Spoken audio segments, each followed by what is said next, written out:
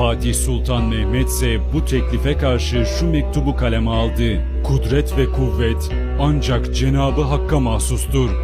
Bundan önce annenin ricasıyla pençeyi gazabımdan kurtuldun. Biz de seni ıslah olmuş kabul ederek affetmiştik.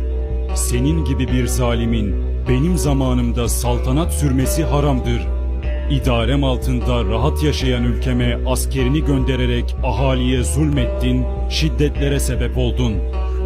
Cezanı vermek üzere baharda üzerine harekete karar verdim. Bundan sonra elçimiz ok, görüşme dilimiz kılıçtır. Sen vilayet yıkmayı padişahlık mı zannettin? Mert sen meydana gel. Namert gibi delikten deliğe girme. Hazırlığını yap. Haber verilmedi deme.